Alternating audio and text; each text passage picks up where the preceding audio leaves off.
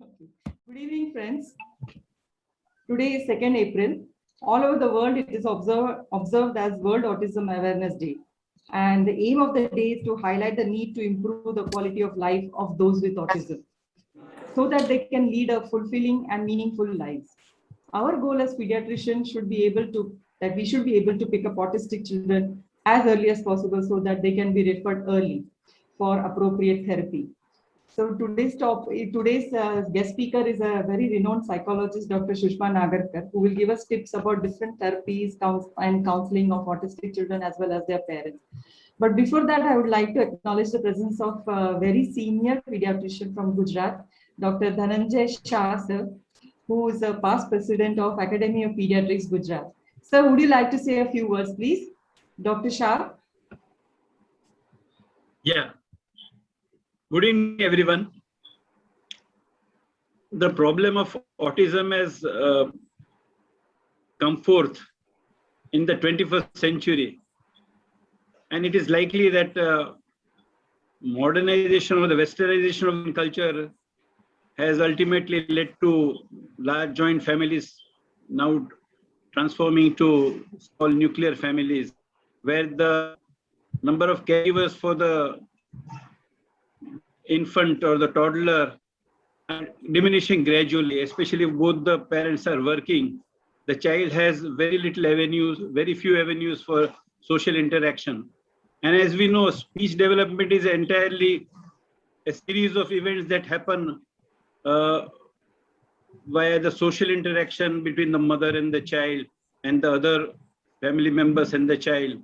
And gradually the child learns to pick up words, and initially with non-verbal expression and then with verbal communication, the child learns the basics of language or communication and interaction with the family members, and that ultimately lays the foundation for the development of reading, writing, and all the literary skills that are necessary for the child's development. Now, autism is actually becoming more and more common, and I think it will even increase in numbers, because right now 1:65 is the ratio in which autistic features are seen in our small 18 to 24 months children, and at least by 3 years, the classic picture of autism is coming out. And though the developmental milestones are depressed, if it is detected at an early stage, then it is likely that some intervention can be done in a structured manner, and the parents can also get involved in that grooming of the child in the form of for the social interaction, leading to the development of language and literary skills. So I think autism is also mixed up with many other issues of behavioral nature, as well as some genetically endowment limitations of the child. But I think we have to segregate autistic features of the child from other morbidities of the child. And then if it is only an autistic spectrum disorder, then there are some avenues where we can improve the quality of life for the child and prepare him for a future good career in education as well as in professional skills. So I think autism has made us revisit the fundamentals of development, which we were neglecting for all these decades. And we were only concentrating on growth, nutrition, and all the diseases and all that. But development was neglected for a while. And I think autism this week and month will actually bring us back to the books of development by R.S. Illingworth and others. So we will have to revisit development in a very serious way. Thank you. Thank you, sir. It is really the need of our that we should pick them up as early as possible and should go for the appropriate therapy. And with this, we are really honored to have you here. I think Dr. Moite sir has also joined, sir. Thank you. Thank you.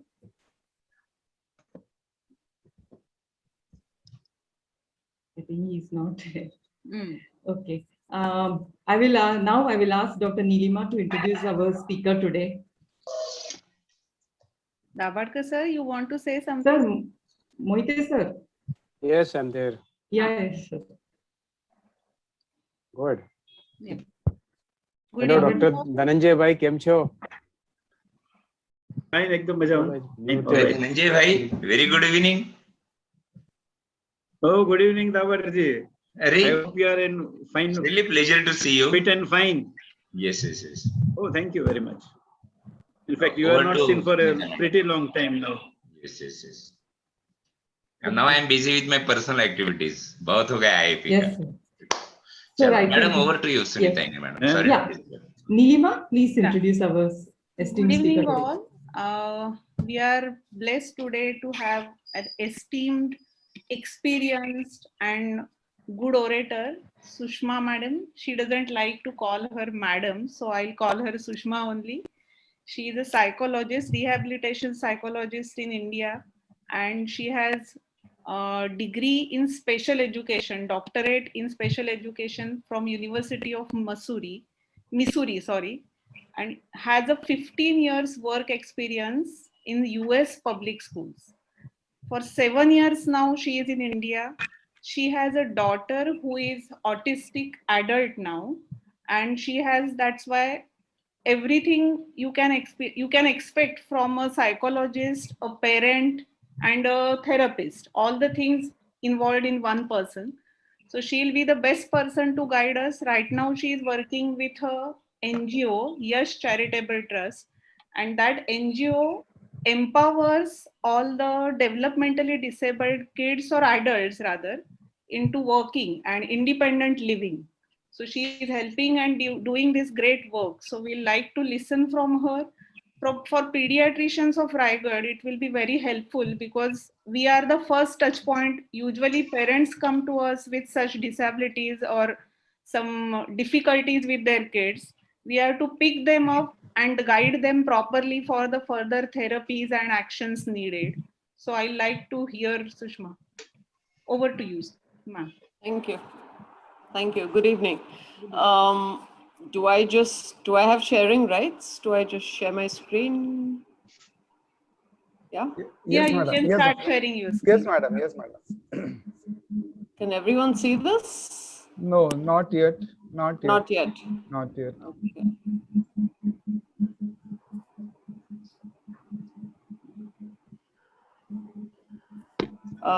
Share screen. Yes, you have to go again. From share screen, then select. Yes, it is started. It will come. Yes, madam. Just make a slideshow. Make a slideshow. Yeah. And is the audio okay for Yeah. everyone? Yes, very good. So good Very- evening. Good evening, ladies and gentlemen. I believe I have about 35 minutes to present to you. I'm a little nervous talking to a group of doctors with so much collective experience. But of course, everything that I'm going to say is really not medical in that sense. It's just some points that you need to be aware of.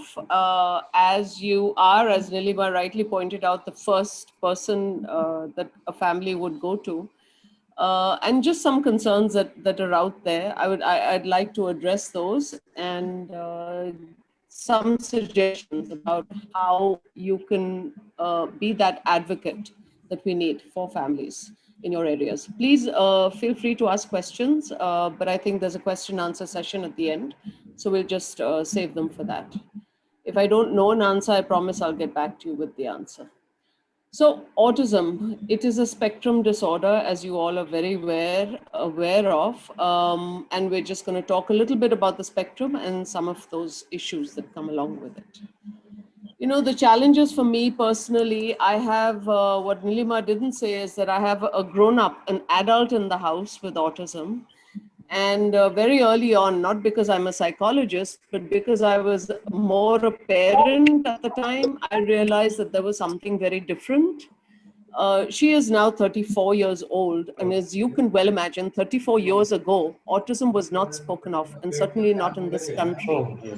So for the longest time, she had the very disrespectful diagnosis, if I may call it that, of mental retardation. But definitely, definitely,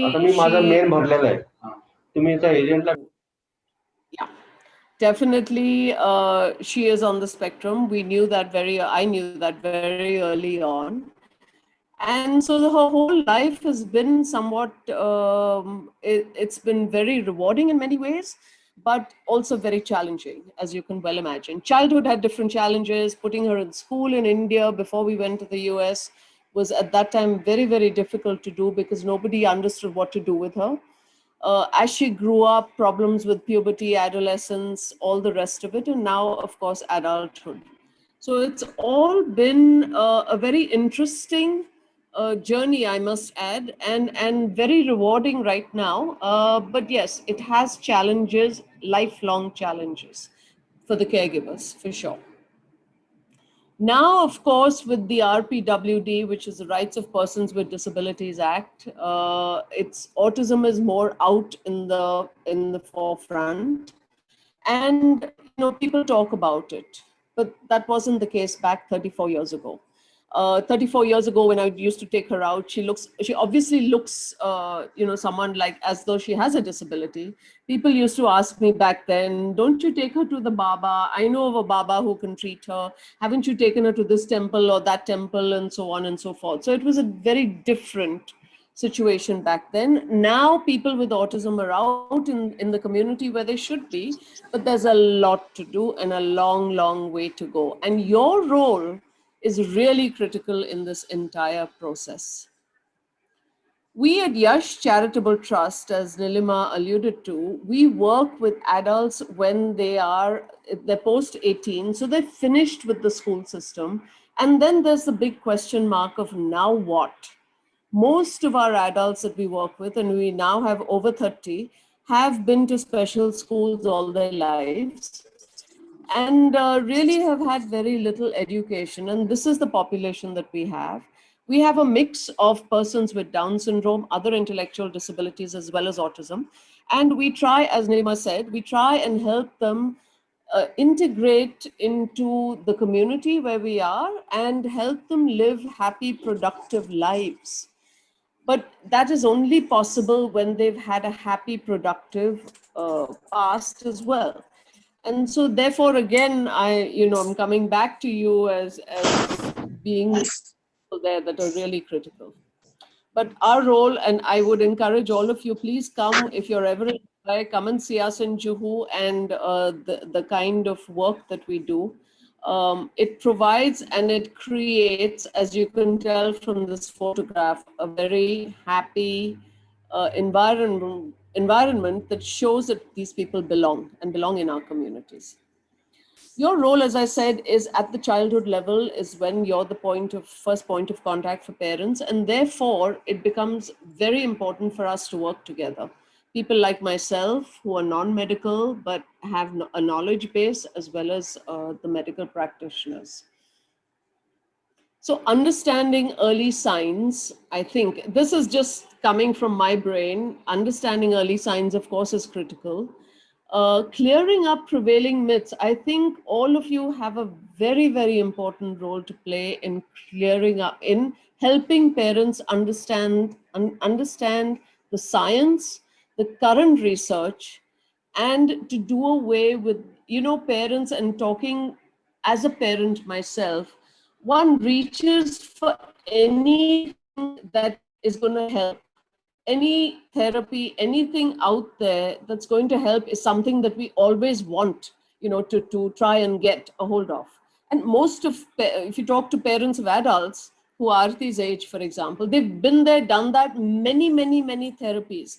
Anything that's popular and prevailing at the time is something we'll all try. So it's really important for parents not to do this. And I've done that. But right now, there's a lot of good research out there that tells us exactly what works and what doesn't. 34 years ago, it wasn't around. And therefore, we had a whole different mindset of trying everything that we could. And then, of course, giving parents the right guidance is very critical at this early age. Oh, sorry. So as you know, and I'm preaching to the choir here, but the reason I've put up the slide is that there are 3 core symptoms and 3 core areas of deficit that people with autism struggle with. Yes, it has to do with some breakup of the family structures, as Dr. Shah just described, but autism, ladies and gentlemen, is a neurodevelopmental disorder. So it's an interaction of a lot of different factors. So the social interaction difficulties is what presents itself in behaviors in day-to-day living.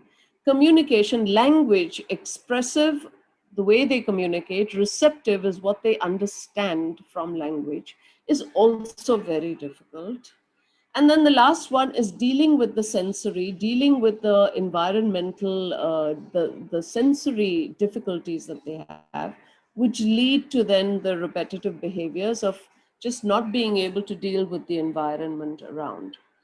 The earliest signs, of course, and these are well documented in the literature, is of course has to do with their interaction with the primary caregiver, such as the mother or the grandmother or whoever's in the home. And that's where kind of the red flags will present themselves. In the DSM now, the DSM-5, the latest iteration of the Diagnostic and Statistical Manual, they've clubbed, and there's an umbrella term now for autism, whereas in the earlier version of the DSM-4, it used to be different disorders that were listed. Communication deficits, as I said earlier, have to do with the understanding of language as well as the ability to respond to language. It has to do also with misreading, and I've got another slide to explain what this means. The nonverbal cues. People with autism, for them, everything is either black or white. There's no gray area.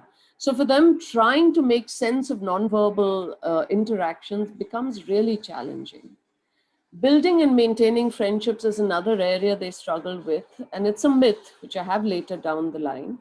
It's a myth to say they don't want to do it. It's not that they don't want to, they just don't know how. And that's where, again, we have to teach. And people or persons with autism are very dependent on routines because it helps them, in layman's language, make sense of the world around them. For them, it's very difficult to interpret the world because they don't see anything in grays. Everything is just black or white. For them then to interpret the nuances or the subtleties of the world around, it becomes very, very difficult. And so these are the three core areas of deficit. And as I said earlier, neurodevelopmental in nature. And of course, the environment plays a part. But these deficits exist and they're there. And so the biggest message, or the most important message, is that every individual with autism is an individual with autism. No two people are the same. Unlike, for example, kids with Down syndrome, where you have the features, you know what to expect. More often than not, they have speech impediments. More often than not, they have the physical features. So it's very evident when a child has Down syndrome. That is not the case with children with autism. They're all very, very different because they have different permutations and combinations of these three core deficit areas. And no one child is the same. So it makes a teacher's life or a teacher's into a combination of these different deficit areas. So in terms of identification, of course, and you know this already, symptoms, the MCHAT, which I believe you all are familiar with, but this is now, and I just wanted to show you this really quickly, because this is the revised version, and this also has a follow-up to this. Now, I don't know in your current practice whether you actually use something like an MCHAT. Yes, This is freely available. It's a freely available tool on the internet, and also leads to many false positives, which also the authors have documented. But my belief is that the false positive is far better than missing out on these core symptoms very early on. So again, Nilima is nodding her head over there, so I won't go into this in too much detail. The critical statements on this are the ones that are grayed out. And those, the total scale is 20 items, where you just interview the parent and you ask different questions. Now, the thing that I'd like to point out is that your diagnostic information doesn't end with this 20 questions. What is really important to do, and you probably don't have time in your practice to do it, but maybe there's a social worker with you or somebody who may be able to follow up, because the follow-up to this is the very interesting part of this. So once you have this basic screening tool, and I'm not going to go into this because this is very easy to understand. Of course, low risk is under 2 if the score is below 2, and the high risk is 8 to 20. But the follow-up is what is critical. So for example, the first statement up here, the first statement says, if you point something across the room, does your child look at it? This notion, and this comes from that whole element of what we call joint attention. So is that child able to follow your pointing and able to follow the pointing? And a lot of kids with autism can't do that. And it's very, very evident. And so for that question, then the follow-up would be down here. So if you point something across the room, does the child look at it? And then you ask them further follow-up questions like, does he or she look at the object? Does he or she point? Or does the child just ignore you and look around the room randomly? And depending on how you get an answer to this is whether that item is passed or failed. And this gives you a lot more diagnostic information as you move forward into actually identifying whether the child could possibly have autism. If the child fails the follow-up, the recommendation is that you then send them for a comprehensive evaluation. So if you do, right now, if you are doing the MChat, I would certainly recommend that if you can do the follow-up, it gives you that much better information. Interviews with the parent or the caregiver, there's no substitute for getting the parent, as somebody rightly pointed out. The parent is the primary caregiver, and the parent has a lot of information that needs to be documented in a very systematic way. ADI is the Autism Diagnostic Interview, and this is the revised version. And then along with that, the companion tool is the ADOS, Autism Diagnostic Observation Schedule, and this is the second version. So there are structured activities that the child has to do that then the clinician, a very trained clinician, I had to go through several hours of training. I used to be the ADOS administrator for our school district at one time. So several levels of training to actually use the ADOS in those days. And both of these are companions to each other, the ADI and the ADOS. There is no substitute, of course, for observations. Doing systematic observations of children's behavior is certainly something that one should include. And then there is tools like the behavior rating scales, which the brief is the behavior rating inventory of executive functioning. So children with autism have very great difficulty with emotional regulation, for example. So that's another tool that parents or caregivers or teachers would complete to help figure out, how much dysregulation there is, because that's where the intervention needs to be. A tool that is commonly used now is the Indian Scale for Assessment of Autism. I'll be honest, I haven't administered this, but my colleagues who have tell me that there's a lot of it's difficult. It's not very easy to come up with an actual autism diagnosis based on this. The problem that I see, having just read the manual for the ESA, is that they say that it is the gold standard, but the validity of the ESA has been established using the CARS, which is the Childhood Autism Rating Scale, which the developers of CARS tell you that the CARS is actually just a screening tool. So I have a little bit of difficulty in sort of accepting that the gold standard in India may be the ESA when it's validated against a measure that is not considered, a gold standard in itself. So these are all ways that one would actually, the tools that one could use. As I said, the ADOS, and just to tell you a little bit more about this, because if you have access or somebody who has access to it, it's a fantastic tool to use. There are 4 modules in it, and each module, you would administer the module depending on how much language the child has. So it goes all the way from early childhood to adulthood. Then the ADI function focuses on language communication, social interactions, exactly the DSM, the criteria laid out in the DSM. And this then gives you quantitative scoring as well. It is really, really important to triangulate data once you get it. So this current example, and we cannot base a diagnosis of autism on one tool alone. We cannot and should not, because it is for life. It's a very, very complex disorder.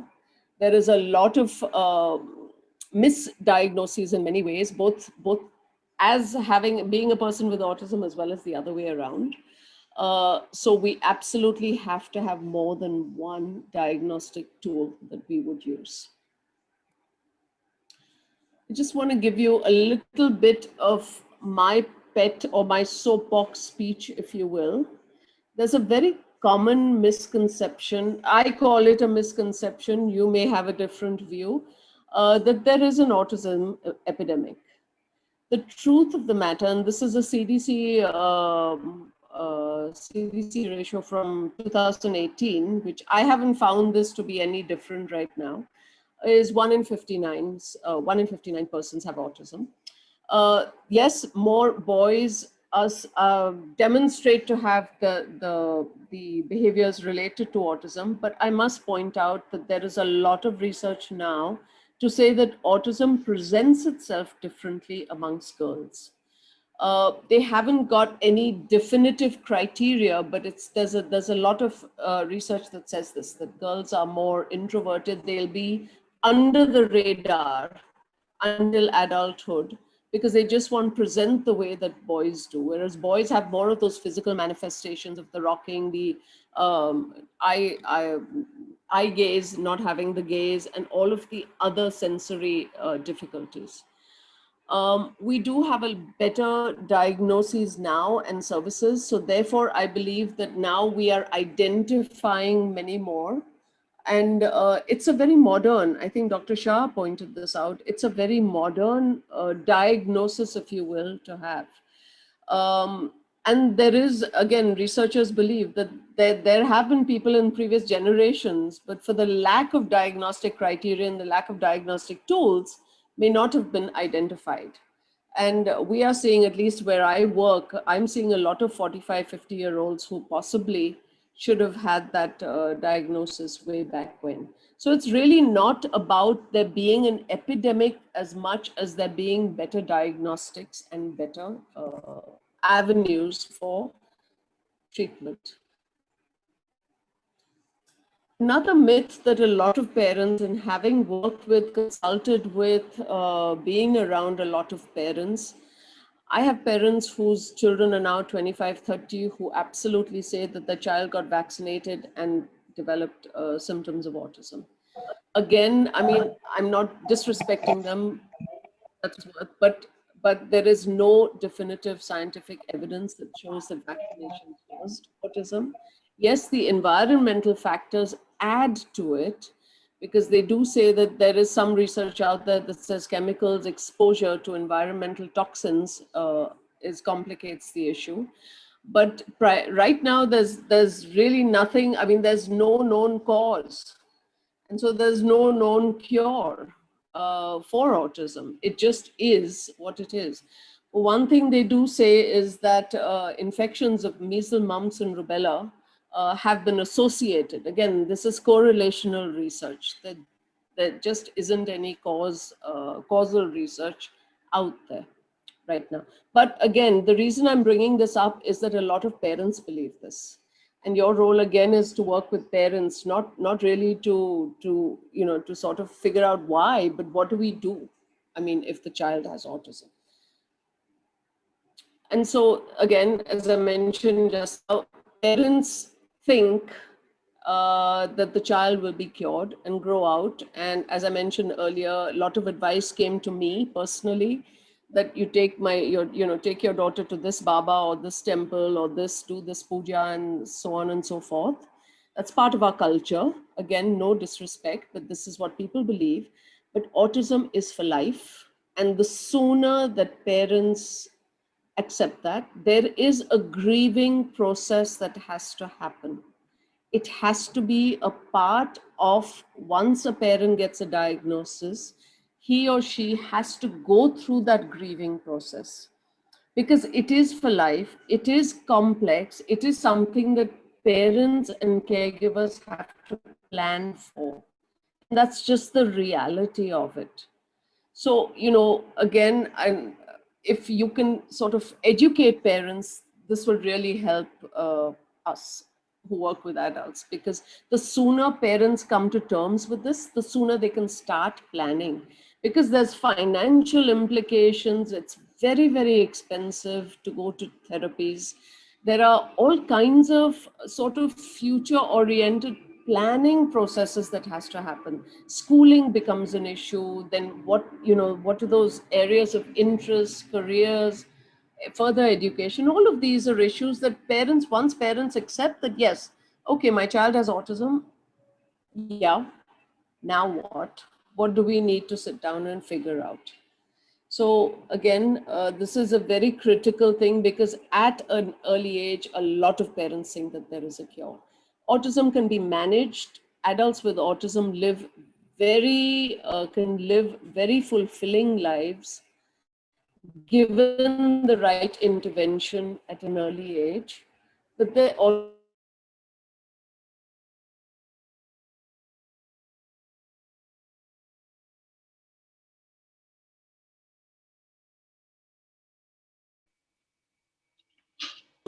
is understanding non-verbal language. And when I say non-verbal language, this diagram, the graph that I've put here is from an earlier study, but it's still relevant even now. And this is the way we communicate. So it's just 7% is the words or what we communicate, the content. 38% of our communication is the tone of voice, and then 55% that for somebody who cannot interpret what body language is, what body language represents, communication becomes really difficult. And for them to understand that, they can be taught. They can be taught. Aarti understands a lot more body language, gestures and so on, because we've worked on it. But it doesn't come naturally. To you and me and everyone else we know, it's a natural, it's a given. We understand the communication. It just happens. Not so for persons with autism, but they can be taught. Early intervention is critical to understand many of these cues. Another myth that's out there is that they can't make and have friends. Now, again, the social deficits and the anxiety associated with both understanding communication and communicating is what makes this difficult. All persons with autism, I have yet to meet, and I've met several people of all ages, I have yet to meet somebody who doesn't want a friend. I've met many who cannot communicate adequately to keep friends. I've met many who don't understand enough, but they all want to be around another person. And so understanding the communication, again, I go back to that, is really important. Early intervention help all of this. Again, we think there was a movie that came out, Rain Man. I don't know how many of you may have seen it. Dustin Hoffman was the Rain Man, had a very extraordinary skills. But the reality of it is that persons with autism are very ordinary for the most part. There's a very few percentage that really have one or the other such skill. This young man that you see here is Aaron. He came to us 2 years ago when we started our cafe. That window at the back is the cafe that we run in Mumbai. Now, when Aaron came to us, Aaron doesn't talk. Aaron is a man of very few words. But Aaron passed his NIOS 12 and then went on and got a certificate in food technology or something like that. So it's a 1-year course that he got. And when he came to us, he was very happy, started working in the kitchen, decided that that was his domain. And one day, Aaron, I was sitting there in the cafe and I was busy working on something. He just stops behind my shoulder. And I said, Aaron, what's going on? So he said nothing. He talks a little. And then he walked away. And then I got up to get water or something like that. I said, Aaron, what, you were standing behind me and what were you looking at? Believe me, he could articulate and tell me every single word that was out there on the screen that I was actually working on. I was working on a PowerPoint presentation. He could tell me everything. All he did was look at the screen and walk away. Now, this is an extraordinary skill because he visually was able to take that in, memorize it, put it in his memory, and then able to give it back to me. Aaron also is our calendar.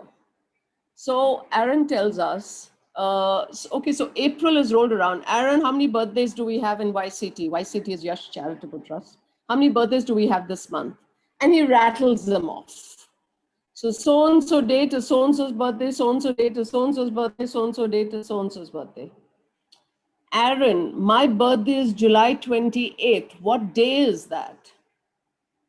100% correct. He's able to tell me July 20th, and I don't know what date it is, but whatever date it is, he's able to tell me what day it is. So Aaron is one of those who has, a lot in there that we can't really tap because he doesn't really talk. But he's an amazing worker, amazing set of skills, loves being around everybody else, but is on his own pathway. And mother won't have him go anywhere else, even though we can't pay him a lot of money. But heck, Aaron is fulfilled, he's happy, and he's our go-to person for a lot of things. So this is just one person with an extraordinary skill, but the rest of our crew, and we have many of them, each one is like the other. It's also not true that persons with autism lack a sense of humor. They absolutely have a very humorous demeanor.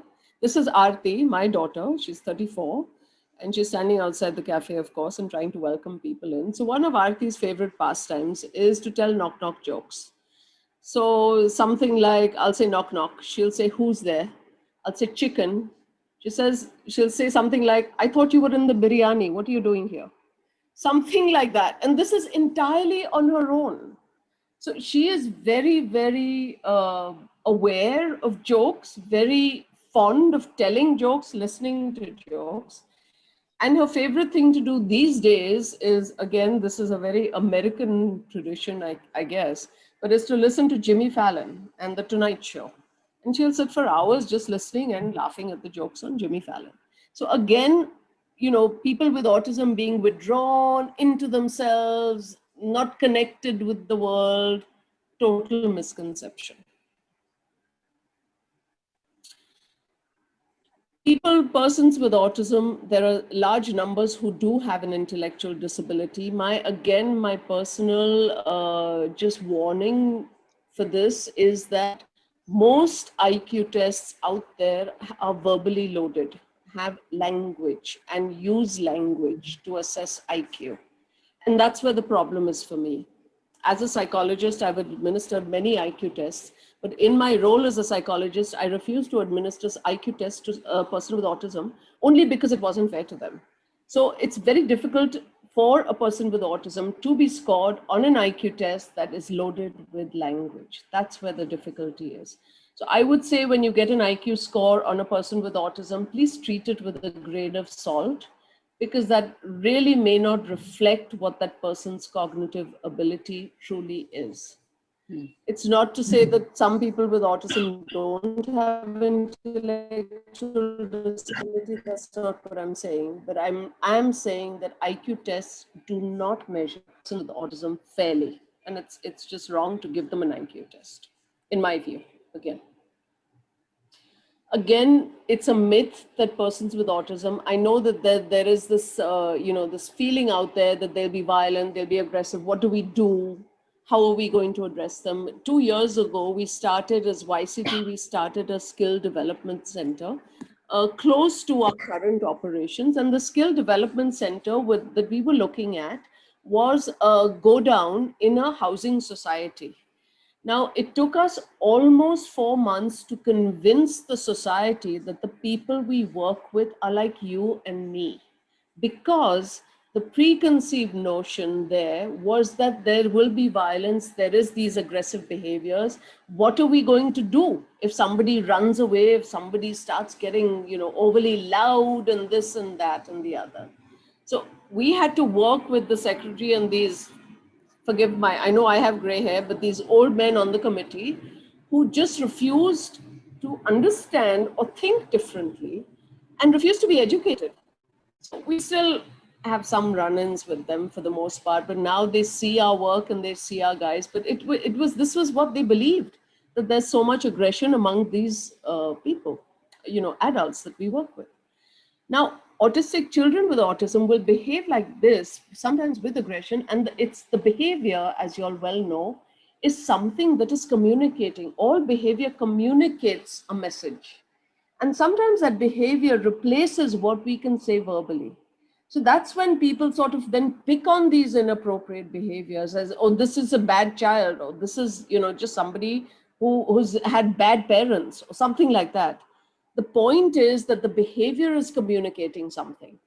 And so children with autism have to be taught how to communicate verbally, such that they don't have to demonstrate what they need with these inappropriate behaviors.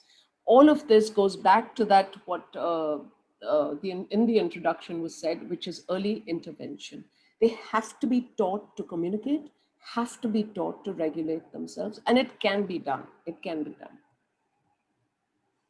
So your role, I think, almost there. Your role, as I see it, is to please encourage clear myths. First of all, I would say is the primary role, because there are so many myths out there and the internet isn't always a good source. One thing that I didn't talk about is this reliance on gluten-free, casein-free diets. Again, not a whole body of research that supports this. All of us have digestive issues. People with autism have more so, but it's not to say that you take out the gluten, you take out the casein, they're going to be cured, because that is what parents believe. And that is not true. So there's nothing scientific that backs that up even. So clearing myths is a very, very important role, as I see it at your level. Encouraging a full-fledged evaluation, say at Umeed or wherever is the closest that parents can access.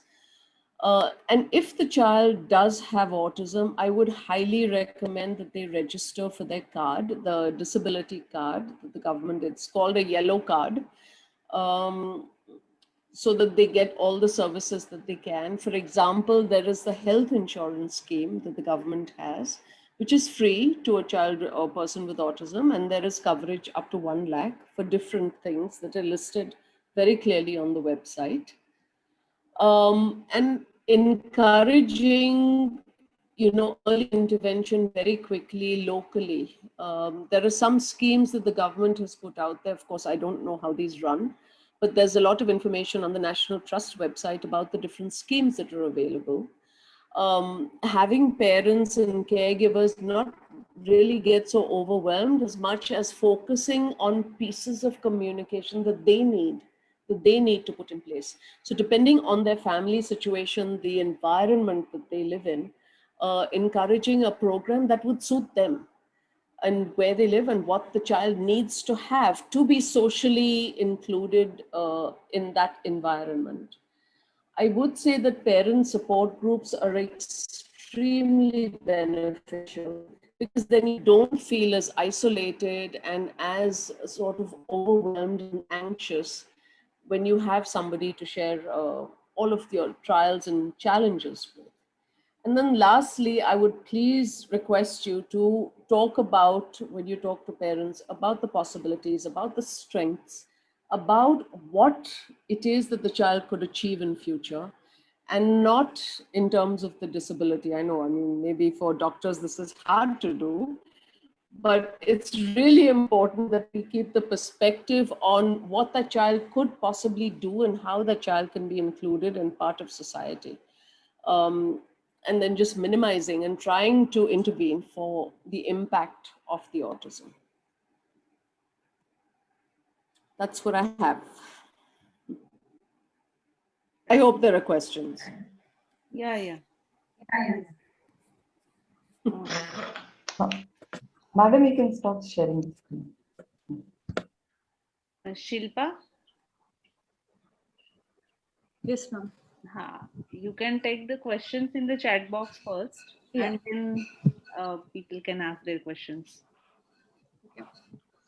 That was a very nice lecture, ma'am. You very clearly told us what the myths are and which should not be, like which all points should be discouraged from while discussing about autism. So we'll go for towards the questions. We have few questions in the chat box. First one being, is it better to interview parent and fill up the MChat, or given it to parents directly? So should it be done by a parent independently, or should we be there to assist them? I would say that it is an interview process. I mean, because the MChat, very often, as I said, it already lends itself to false positives. If you have the time to do it by way of an interview and fill it out yourselves, my personal recommendation would be that. But of course, if there is no time and, then you would probably have to give it to them. Okay. I don't know if it's available in any regional languages, but that would be a really good tool for somebody to. Ma'am, it's available. It's available. It's available.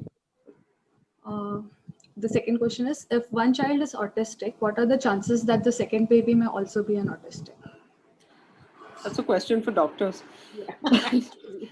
But I honestly don't know the answer. I mean, maybe somebody can share the answer if they do know the research.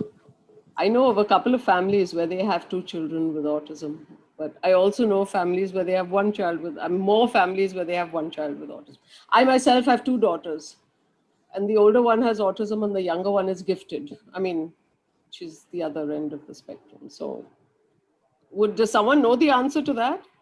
Ma'am, actually, it's mentioned in the Nelson that if a sibling has autism, the chances are from 2 to 19% of the second child also having autism. Is that an Indian study, or is that? No, Nelson ma'am, book. it's the textbook of pediatrics. They mention it. Oh, okay. How old is the textbook? No, ma'am, it's recently updated. It's the Bible. Madam, it is the latest one. Sorry. Nelson book. It's much older than all of us collectively. It's our Bible. Yeah, You can put it, it's a pediatric Bible. Ma'am, the next question Other is, question? Yeah. Which professional is authorized to evaluate and diagnose ASD? Which professional? Yeah. Is somebody authorized to evaluate and diagnose for ASD, or can a pediatrician at a pediatrician level, or This is a question by me, because for IQ testing, a psychologist has been authorized to sign the report or say what is the IQ of the child. For diagnosis of ASD, do we need to send to a psychologist, some kind of specific psychologist or developmental pediatrician, or anybody who is trained? So what's the scene? Well, and I talk from the level of the disability certificate per se. Huh. To get the disability certificate, you have to go to one of these hospitals. At least in Mumbai, you have to go to one of the 4 government hospitals.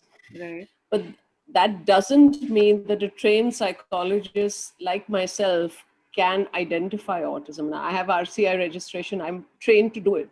The thing is that our system operates in such a way that you have to have the doctor sign off. And it's typically the psychiatrist in these government hospitals who do it.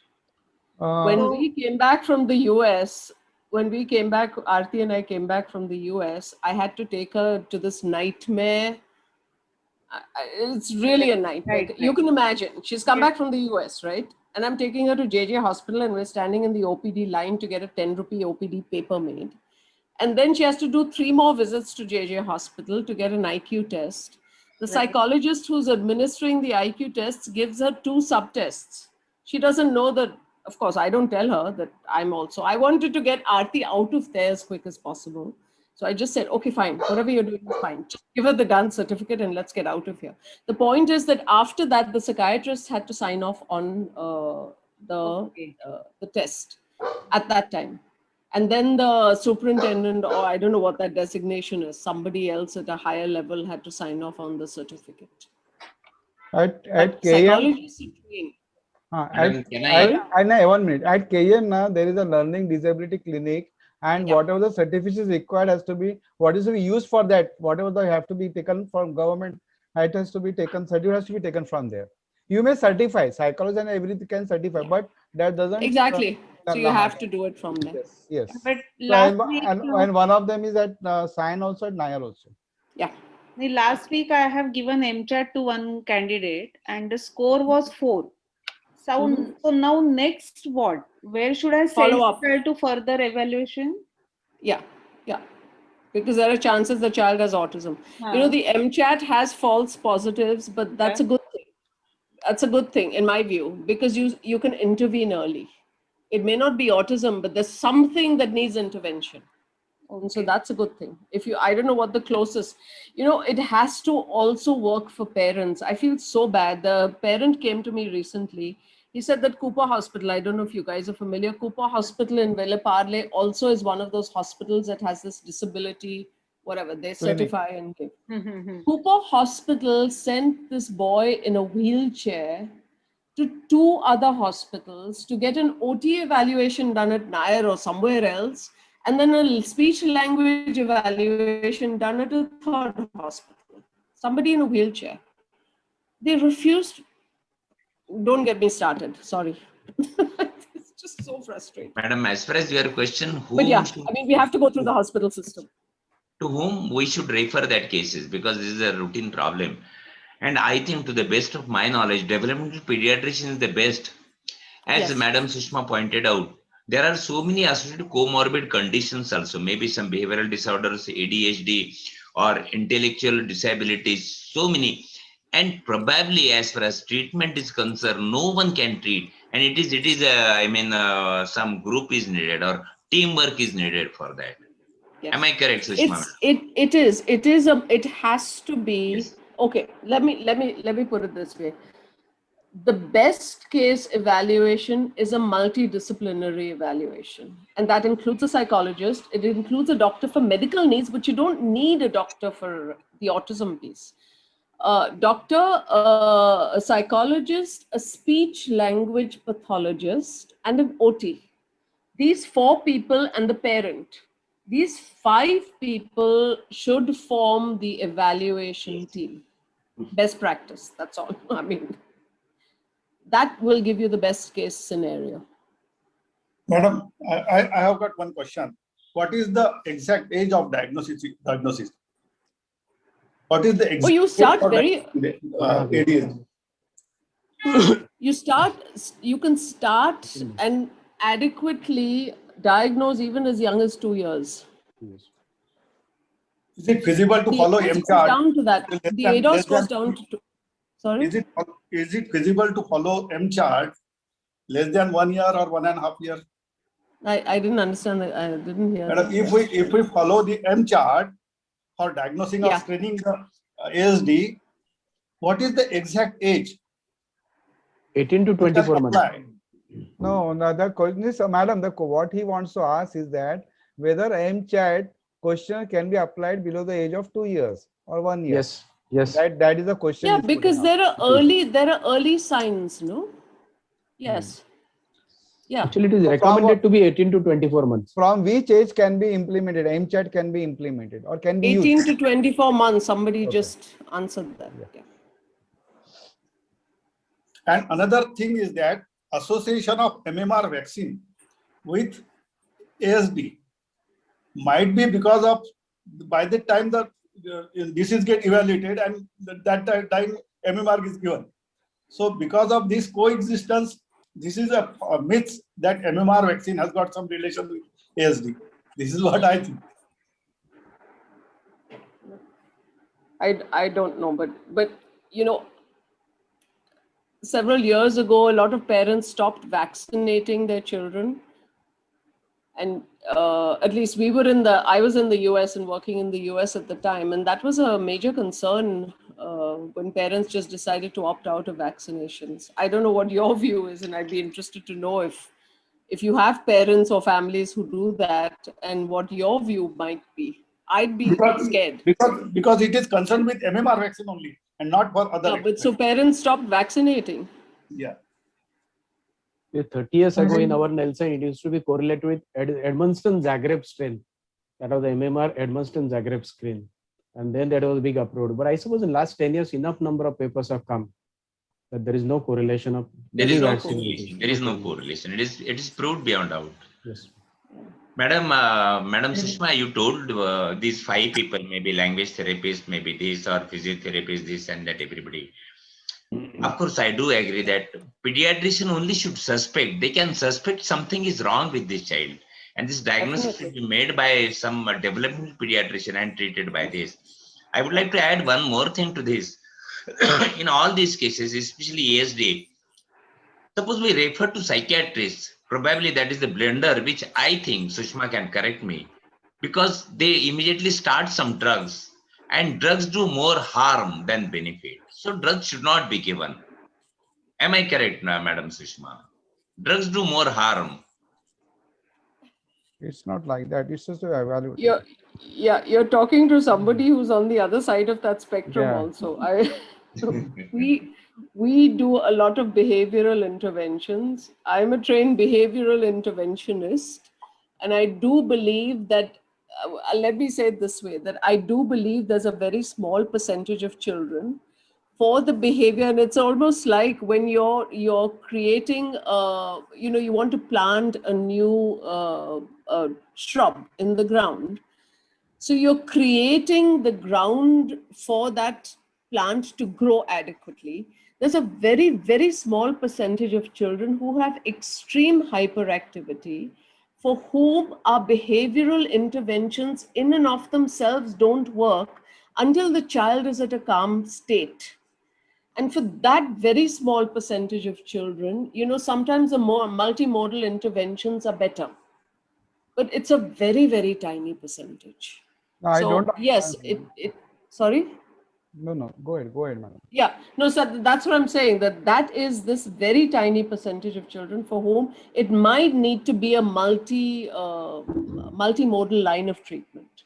But definitely behavioral communication interventions are critical very early on. There are so many comorbid conditions associated with this autism or all these things, autism spectrum disorder, multiple comorbid conditions, maybe personality disorders, maybe as you said, behavioral disorders, maybe ADHD. So it is very difficult to treat by a single person. Yes.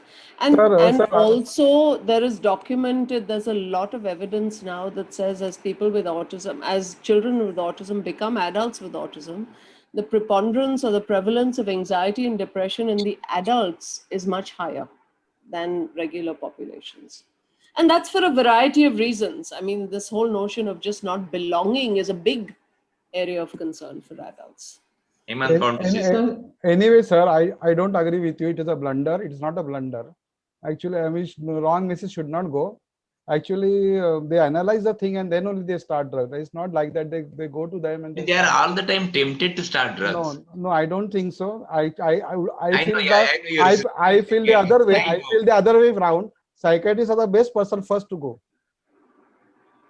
So there are other questions also in the chat box. Yes. Madam, Madam, Madam, just I one minute, sir. I will just say this, Dr. Gangolia, is that very often psychiatrists don't have the time.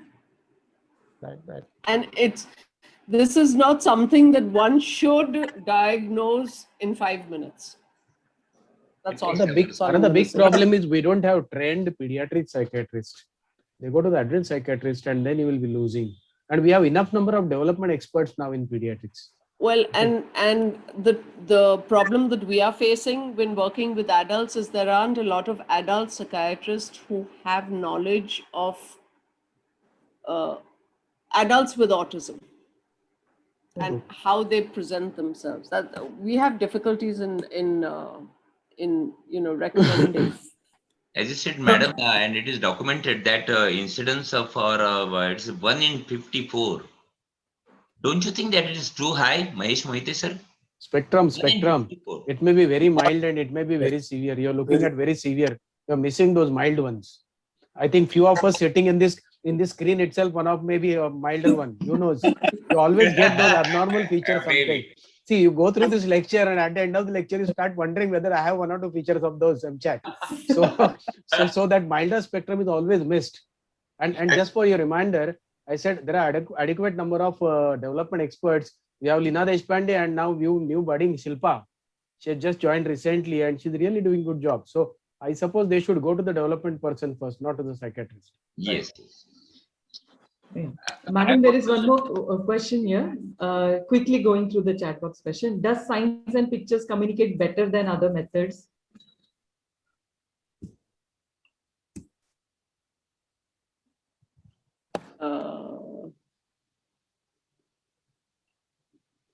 Madam?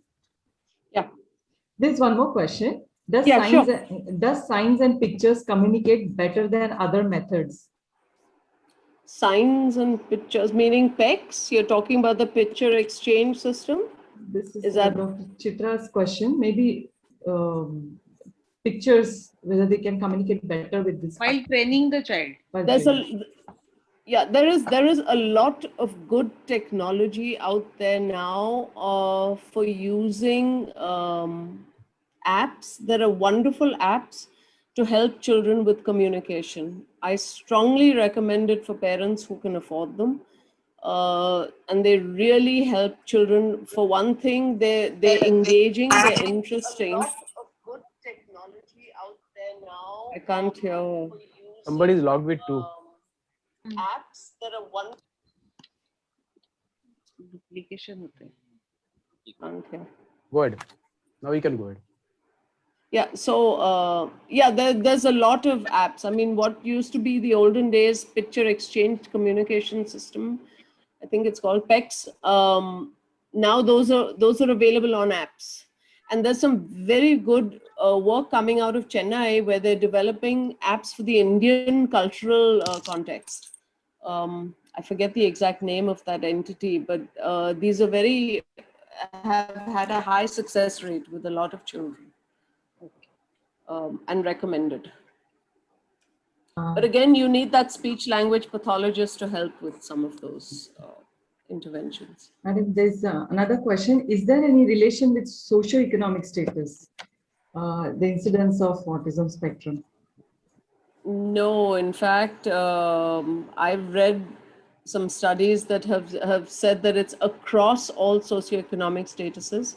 It's across all every country. It's just that we don't do a good job. I think our numbers, I mean, I don't know, maybe y'all can help me.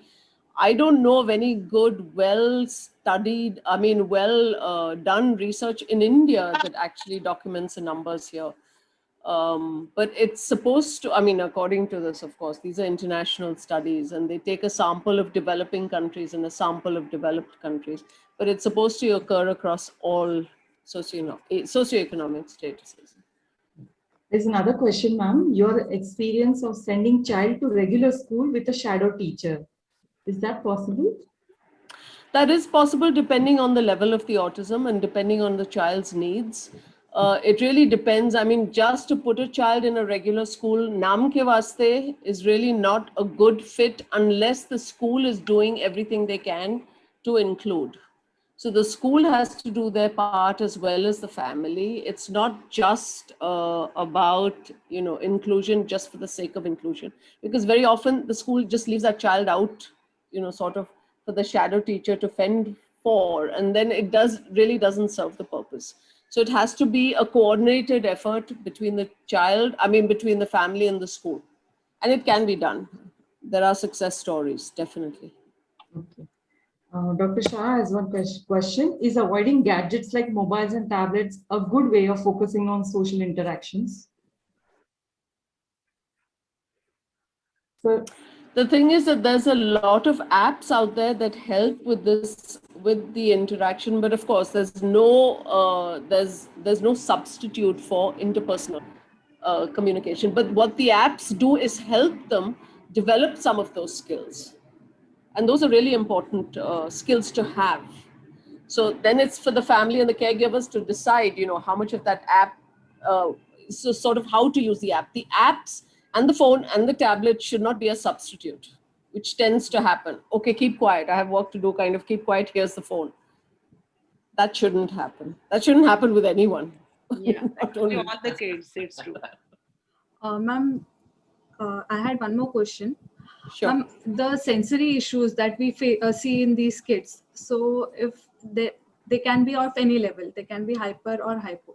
So should these actions be encouraged, discouraged, or what do you feel? What do you feel that these are? Encourage, discourage what? The sensory issues. If a child is having Encourage or discourage what? the sensory issues, like if the child does not like loud sounds, so he closes his ears every time. So how to deal with those? Like if we keep on the parents keep on getting have to- irritated by the child's behavior, so they come to Yeah. the pediatrician basically, You know, asking. well, and this is one of those things that parents really need to understand, and you guys are the best line of defense for this. Those sensory issues are real. The child genuinely has sensory dysfunction and genuinely has difficulties with loud noises, fluorescent light, all of those things. Those are very genuine. So if those, you know, the loud noises are a part of the environment that the child is going to be in, the child has to be systematically desensitized. And there are strategies to do this towards those noises. If that child has to live in that noise, but for the most part, in order to help that child calm down, we have to avail of some kind of assistive technology, such as sound muffling earphones or whatever it is that the parents can afford. But those sensory dysfunction is real, and parents need to know that it's real. The child is not just being a bad child. Those are very real concerns. Whether it's for material, whether it's for fabric, your collar, your labels on your shirt, all of those, they're very real for children with autism. And getting a good OT evaluation can really help with that. Ma'am, your take on pet therapy, music therapy, how it helps? It can't do harm. Again, I haven't seen any good. The best kind of intervention, of course, as you all know, is applied behavior analysis. That has stood the test of time, but in and of itself, it can be done badly as well. But again, pet therapy, music therapy, we have for our adults, we provide music, we provide art, we provide dance, movement therapy. All of those really help. But again, it's not cause and effect. It's just going to help to integrate. And madam, what about this thing? If we find a child lacking social smile, lacking stranger anxiety, lacking drawn more to object than human being, how early we should refer that child, or we should watch the child till what age? You know, early intervention. Yeah. Yeah. Early intervention is key, is really critical. So when the child comes to you, and I would assume that they come to you when the parents see a problem in the home, which may be that the child doesn't have the social smile. For example, with Aarti, I started taking her for occupational and physical therapy, and this I'm talking about 33 years ago, when she was 6 months old. Only because I recognized that there was a difference. It wasn't diagnosed as autism at that time, but that really helped with a lot of the skill building that she needed. So yes, when parents come to you and you see these differences or deviances from regular developmental trajectories as you know them, I would refer them on for further evaluations. Because the earlier the intervention, the better the outcomes. I mean, that's the bottom line. And what is your take about the stem cell therapy? Because many times they claim about this. I don't know. Is anyone here from New Bombay or what is his name? Alok. They are claiming Navi Mumbai. They have got same center and they are claiming for it. They've got a huge center. They've got a huge center, and I know parents Yeah. who've spent lakhs of rupees. Lakhs. Lakhs of rupees. Yeah. Again, the research does not support stem cell therapy. I mean, Dr. Alok, and I forget his last name, Godbole, or I forget what his last name is, would tell you otherwise, but there's nothing out there that supports stem cell therapy intervention for autism. It is supported for other conditions, but not for autism.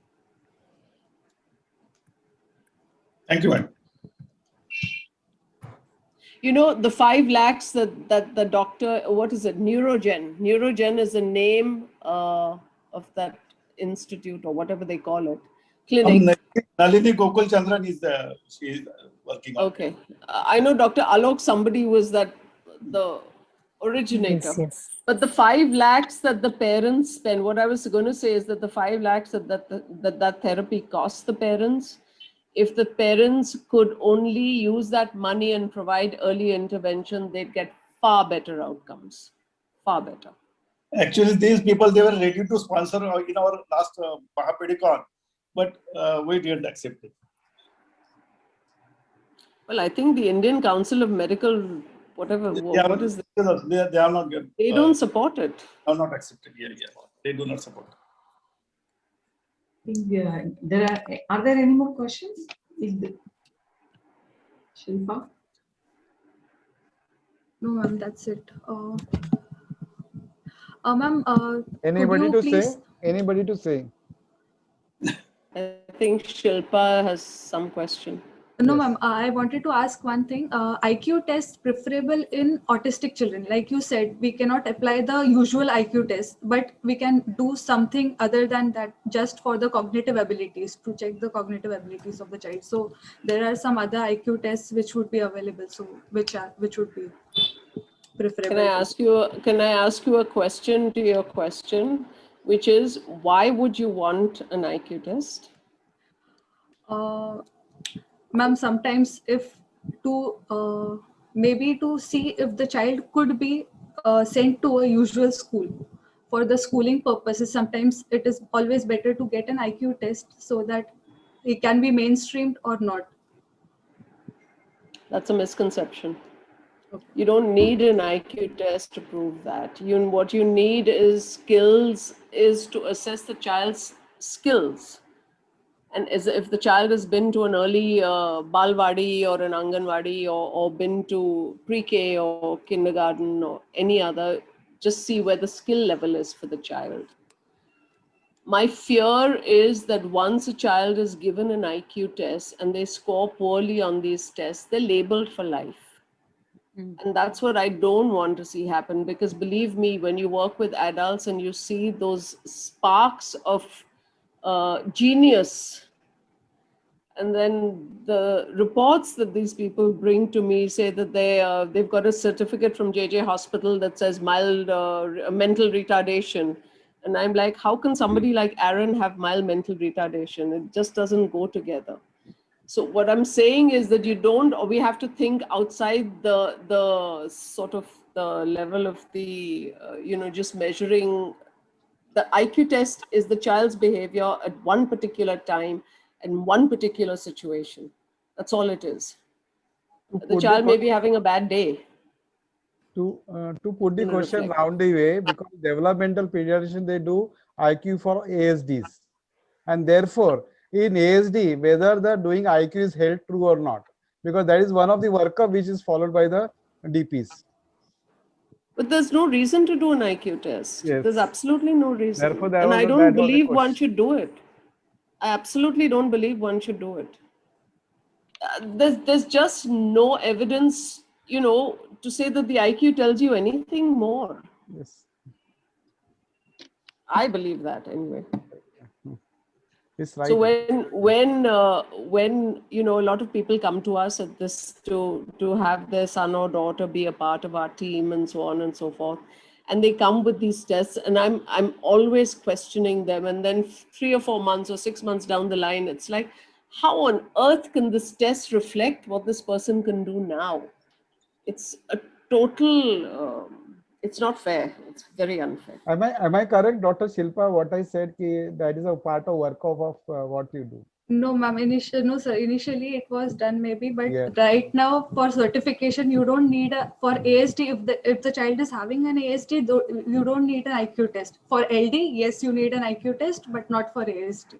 But And it I'll is tell done. you something But it else is about done. But it is LD. done. I'll tell you something else about LD, Yes. which is that this whole notion that there's an IQ achievement discrepancy to assess kids with LD and to establish LD on the basis of the discrepancy is wrong practice. It is wrong practice. And we shouldn't be doing it.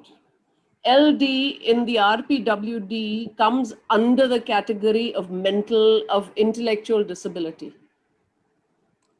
Autism comes under the category of intellectual disability. I mean, anyway, sorry. What Dr. Shilpa madam said, that is right. Learning disability, the IQ is a must. I don't It's know. wrong. It's wrong. And they also tell you to do the NIMHANS battery, which is also wrong. But don't get me started. Yes. Madam, sometimes we find expressive language delay. Expressive language delay. Milestones are normal, but still a child has got some expressive language delay. In that case, should we suspect or should we screen for ASD? It could be a speech language disorder. So getting a proper expressive language, getting a proper language evaluation done would be important. And then that expressive language delay has to occur if the child has more than one language in the home, has to occur across languages. Sometimes you'll see children, expressive language is okay in one language and not in another. And that happens particularly when we're looking to diagnose, unfortunately, LD. Because a lot of kids that do have a diagnosis of LD have native language in the home is something completely different from what they're studying in. And when their exposure to English is so minimal and their native language in the home is, so much more and richer, to test them in English is wrong. But that's what we do. But again, that's my... Thank you, madam. Thank you, madam. So, Sushma, so once there is a diagnosis of ASD, or we suspect and we want to start the therapies, occupational therapy, and then speech therapy. Speech and language.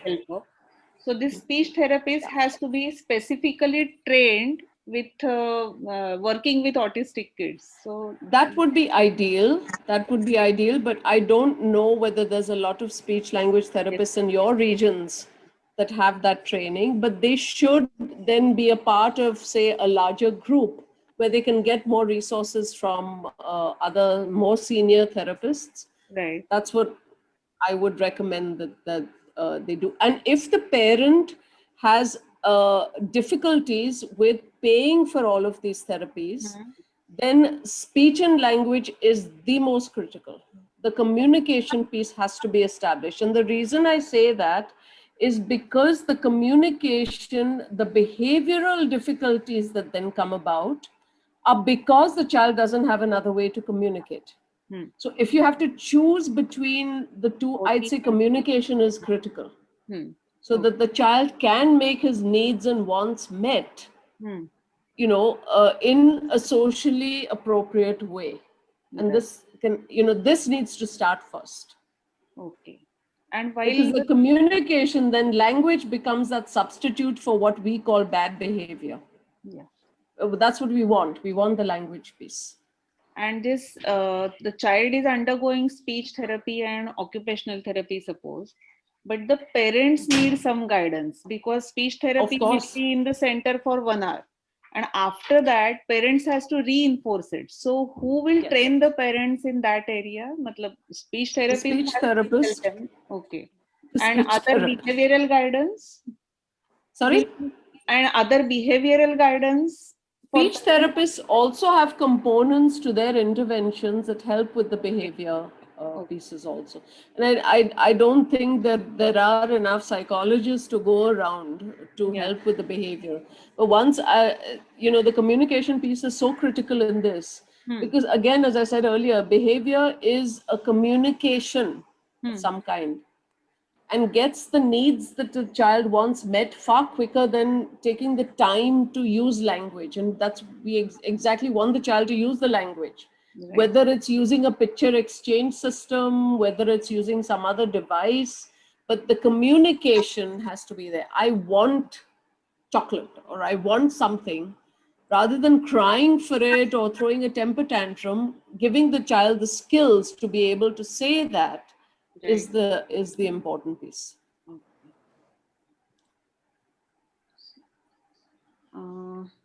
Shilpa, Yes, ma'am. you want to ask something and anything else remaining? No, ma'am. All the questions are done. Anybody else in the audience wants to ask something, or should we wind up?